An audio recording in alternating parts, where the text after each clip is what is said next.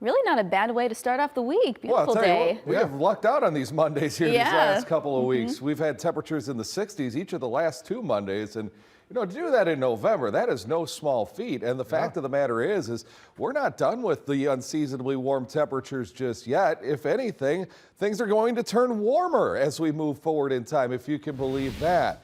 Here are our high temperatures today. Officially 61 the reading at the Chicago Rockford International Airport. We did a degree better in Rochelle and Sterling. The warm spot Janesville, making it all the way up to 63 degrees. This air is very dry. How do we know? The dew points are in the 20s, even the teens. I think that's probably a stretch.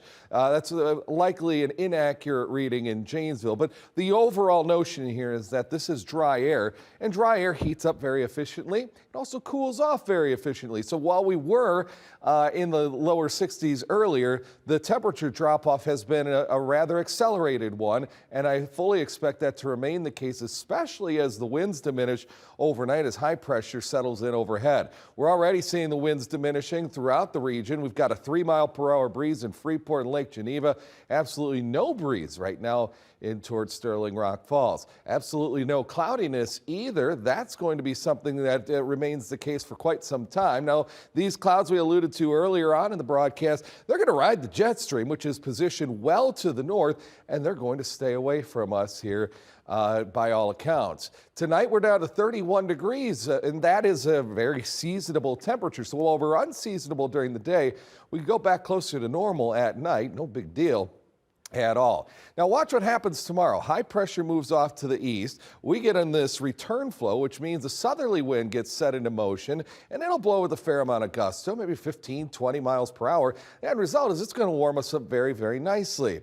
A few more clouds will be around here tomorrow night. No precipitation with them. And then in their wake, the wind really starts to pick up on Wednesday, so temperatures take another jump in the positive direction. And we have every reason to believe that that's going to be the case into Thursday as well. However, Thursday we are going to see more in the way of cloudiness, especially later on in the day. As far as rainfall goes, obviously nothing for the next 2.5 days.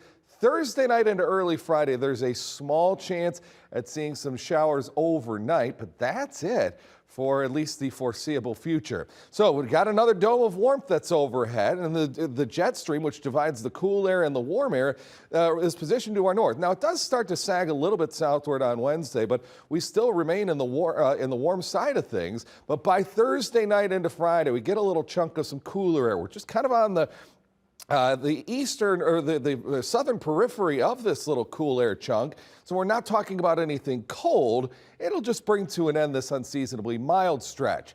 However, as we look longer range, next week, a much more significant pattern change, one that's likely to send temperatures below normal, taking us up until Thanksgiving. Tomorrow, though, we'll have no problems reaching the upper 50s to lower 60s. In fact, when all is said and done, I've got us at 65 degrees. We'll do another 65 on Wednesday, then a 66 on Thursday. You're wondering if we're going to break any records with this? The answer to that question is no. Records are in the 70s tomorrow. 69 is the record high on Wednesday, and 75 is the record high on Thursday, so we're in no danger of that. Now, you'll see we turn cooler here for the weekend, but still above normal temperatures Friday, Saturday, Sunday, Monday. What comes beyond that, though, might be a much more noticeable. And guys, our 10-day forecast, which comes up in moments, takes us now into Thanksgiving. So we'll have your Thanksgiving forecast in just a few. Hard to fathom that. I know, sure. seriously. Wow. All right. We'll take it. Thanks, Mark.